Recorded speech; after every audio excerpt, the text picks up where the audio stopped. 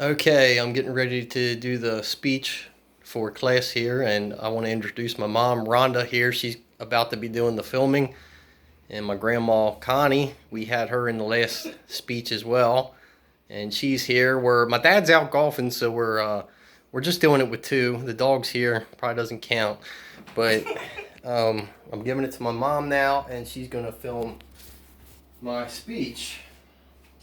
So I want to start out. I'm Kenton A. Scotton from Regent University, and this class is public speaking, and this is the diversity or cultural diversity speech. And for mine, I chose the Israelites and the Passover meal.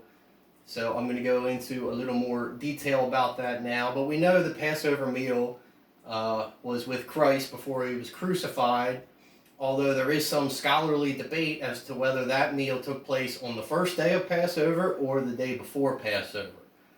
In any event, it doesn't matter so much now because we celebrate it on the first day of Passover, leading up to Easter. Passover is in the spring. It's usually in either March or April, depending on the Jewish calendar. It's a little different than our Gregorian calendar. So there is a little bit of a discrepancy in the day, but it's always in March or April. Lasting 7 or 8 days. The first 2 days is when they actually take part in a Passover meal. Just in the first 2 days of their 7 or 8 week stretch.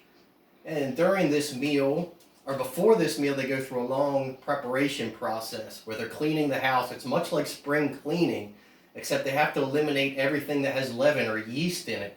They refuse to eat any of these types of products during the Passover meal.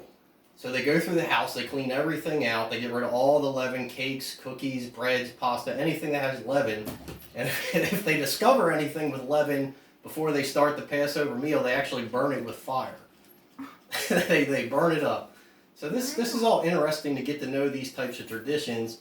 If you ever have to interact with a Jewish person, or your church might go through some of these traditions itself.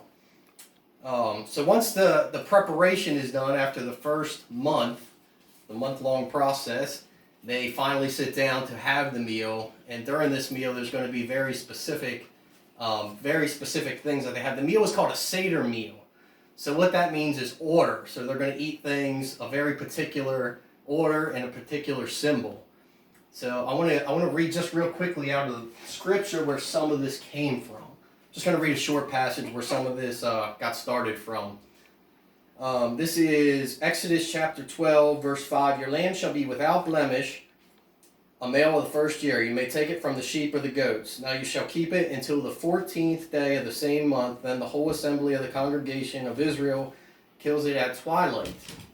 And they shall take some of the blood of that lamb and put it on the doorpost and on the lintel of the houses where they will eat it. Then they shall eat the flesh on that night, roasted in fire with unleavened bread, and with bitter herbs they will eat it. Do not eat it raw nor boiled and with water, but roasted in fire, its head, legs, and entrails. You shall let none of it remain until morning, and what remains you will have to burn with fire. So that explains where they got some of those traditions for why they eat what they eat, why they burn it with fire, why they kind of do what they do.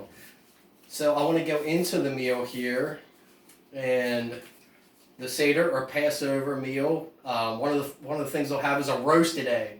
Again, we just read it's not supposed to be boiled, so they'll roast egg, and this represents the sacrifice after the Exodus. After the Exodus, they made a sacrifice to the Lord. This is represented by the roasted egg.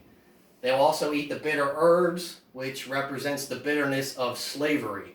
The Israelites went through a period of slavery in Egypt. That's why they eat a bitter herb. It was a bitter time for them. They also eat some parsley, and the parsley represents the springtime. Passover happens in the spring, so they use a green herb. Another thing they have, of course, and we're all church people are familiar with the blood of the lamb. They eat a lamb bone, kind of like a drumstick on chicken, a little piece of lamb. The reason they eat this is because they place the blood of the lamb at the top of their doorposts, so that when the plagues struck Egypt, God passed over all of these Israelites, and they did not have to suffer the death of the firstborn son, which unfortunately happened to most of the Egyptians that did not have the blood of the lamb on the top of their door. So now we get into the meat of what this speech is all about. It's really a celebration of God delivering his people, the Israelites, from the bondage in Egypt and taking them ultimately to the promised land.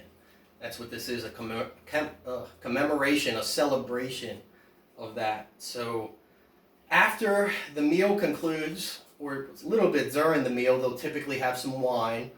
And we are accustomed with that in a lot of our own churches. You know, we drink the bread. We eat the bread and drink the wine. But then they will sing songs, usually happy in nature. They'll sing a lot of traditional kind of hymns, Jewish hymns and things of that nature as part of their celebration. And they'll socialize, and they'll share stories with the younger people to carry on the tradition. They do this out of something they call the Haggadah, if I'm pronouncing that, sorry, Haggadah. Got to brush up on my Hebrew a little bit, Haggadah, which is a book they read to say that, to recap the story of Exodus. Basically, they read the story of the plagues and the deliverance from Egypt, and they recap the story of the book of Exodus. And when it's all said and done, they like to have one final saying, and that saying is, next year in Jerusalem. So, and the reason they cap it off by saying next year in Jerusalem is because they're looking forward to being able to celebrate the Passover with Christ himself when in Jerusalem one day, when we all, reconcile. So those are some of the reasons I wanted to share with you some of this about the Jewish faith, and it crosses over with the Christian faith today. And I thank you for your time and listening. Have a good evening.